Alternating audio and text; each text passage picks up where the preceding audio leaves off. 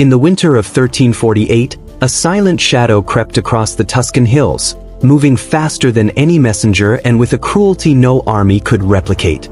While the world remembers the great mortality as a chaos of crowded mass graves and panicked cities, one small, unnamed Italian village chose a different path, a path of terrifying, absolute stillness.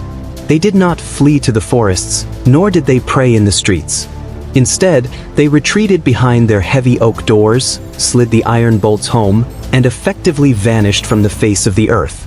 By the time the neighboring lords sent scouts to investigate the sudden lack of smoke from their chimneys, they found a ghost town where the only sound was the wind whistling through empty piazzas. This was a community that decided if they were to meet the end, they would do so in total isolation, turning their entire village into a living tomb to spare the world their agony. How does a society reach the point where the only remaining act of love is to lock oneself away to die alone? It is a question that forces us to look at the fragile threads connecting our global history, where one localized tragedy ripples outward to change the very fabric of human psychology. If stories like this fascinate you, subscribe to join us as we uncover hidden global truths. And tell us, where are you watching from? The village stood as a crown of stone atop a sun-drenched ridge, a place where the rhythm of life had been dictated for centuries by the pressing of olives and the tolling of the church bell. But in the spring of 1348, that rhythm was shattered by a whisper traveling up from the port of Messina, a whisper of a great pestilence that turned the blood black and the breath to fire. In the bustling markets of Florence, merchants began to eye each other with a new, sharp-edged suspicion, wondering if the silk in their hands carried the seeds of their undoing. For the people of our small village, the news arrived not as a sudden shock, but as a slow, creeping realization that the world they knew was dissolving. They watched from their heights as the dust clouds from distant roads grew thinner, the travelers fewer, until the horizon became a jagged line of terrifying emptiness. As the plague reached the valley floors, the elders of the village gathered in the flickering candlelight of the rectory, faced with a choice that defied every human instinct for survival. They had heard the harrowing reports from the coastal cities, of parents abandoning children and the dying left to rot in the gutters like refuse. In France, chroniclers were already dipping their quills in gall to record a tragedy that seemed to signal the literal end of time, while in the East, the Silk Road had transformed into a highway of shadows. The villagers realized that their isolation was their only currency, yet it was a currency that was rapidly devaluing. Could this happen in your country too?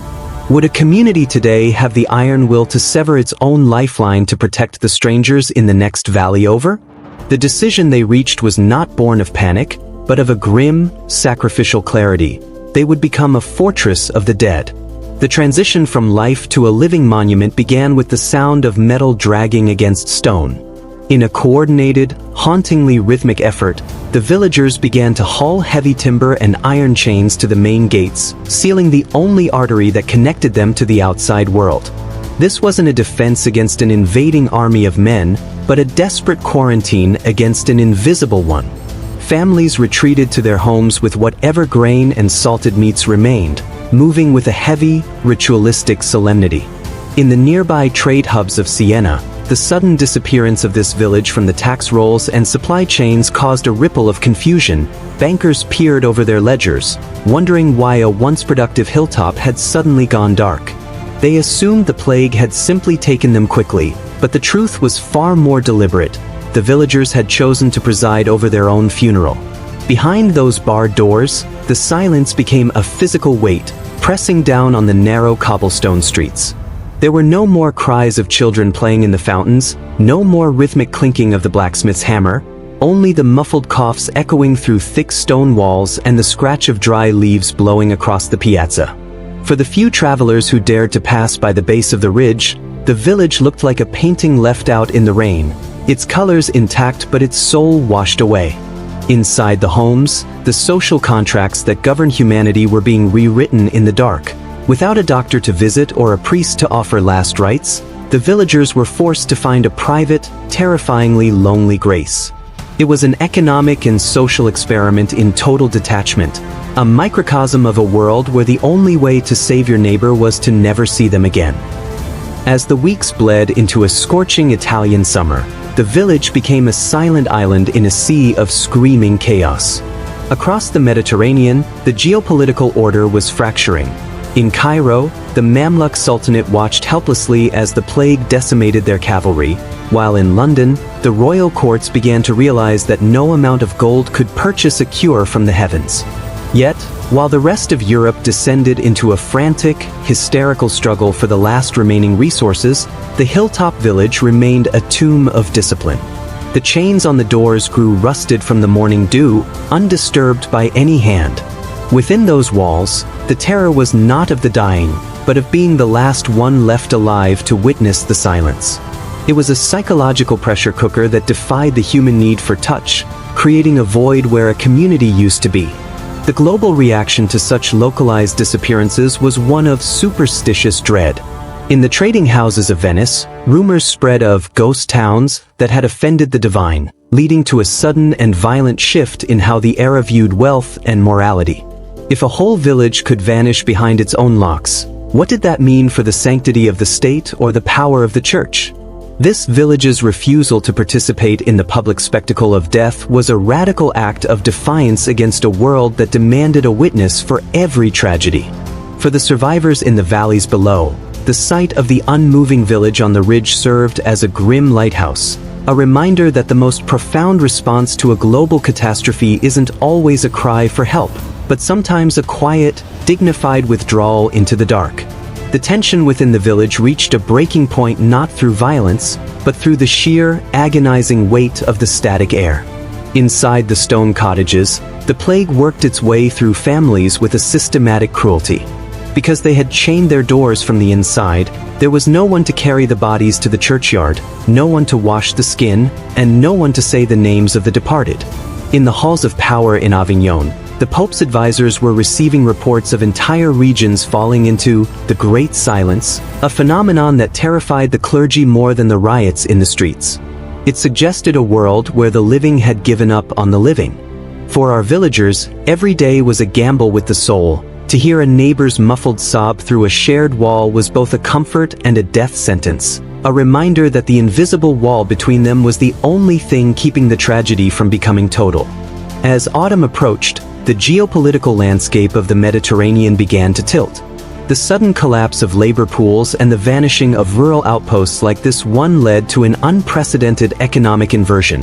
Suddenly, the peasant's life was worth more than the Lord's land. Yet, on the hilltop, the economy of gold had been replaced by the economy of breath. Analysts in the centuries since have puzzled over the logistics of such an end, marveling at the sheer psychological fortitude required to stay behind a locked door while a loved one suffered in the next room. It was a rejection of the global panic for a localized, sacrificial peace. The question that haunted the few scouts who eventually climbed the ridge was simple. At what moment did the last healthy person realize they were holding the key to a village that no longer existed?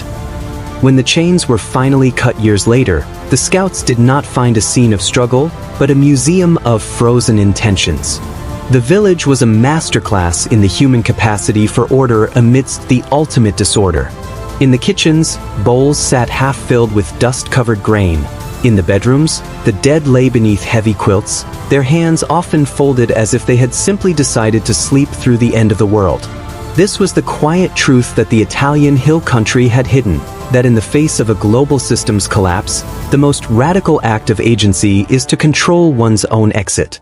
For the rest of Europe, which spent the next century rebuilding its shattered economy and mourning its lost millions, the story of the silent village became a whispered legend, a testament to a community that refused to let their agony become a contagion. The legacy of that silent winter lingers in the very stones of the region, reminding us that global events are, at their core, deeply personal tragedies. We often look at history through the lens of shifting borders and fluctuating markets, yet the true story of humanity is found in the iron bolts and the heavy oak doors of those who chose a lonely death to preserve a distant life. It is an insight that challenges our modern obsession with connectivity. It suggests that there is a profound, albeit terrifying, dignity in knowing when to let go of the world. These villagers understood a truth we often forget. that we are all connected by the air we breathe, and sometimes, the greatest gift we can give the collective is our own absence. Tell us your thoughts in the comments. We love hearing from you. In the end, the story of the Italian village that chained its doors is not a chronicle of defeat, but a testament to an extraordinary, chilling form of courage. Their silence was a scream that echoed across the centuries, a reminder that even when the systems of the world fail and the gears of history grind us down, we retain the power to define our own dignity. They transformed their final moments into a gift for a future they would never see, proving that the most profound human connections are sometimes maintained through the pain of letting go. As we look at our own interconnected world, we are forced to wonder, if the shadow fell today, would we have the grace to stand still and let the silence take us? In the end, these stories reveal that while borders and centuries divide us, global events remind us we share a common fate. This silent Italian village stands as a somber monument to the human spirit, a reminder that in our darkest hours, our greatest strength often lies in our sacrifice for one another. Their locked doors didn't just keep the world out, they kept a sliver of humanity's future safe. History is rarely written by those who suffer in silence, but perhaps it should be. Thank you for joining us on this journey into the quiet corners of the past. Keep watching and stay safe.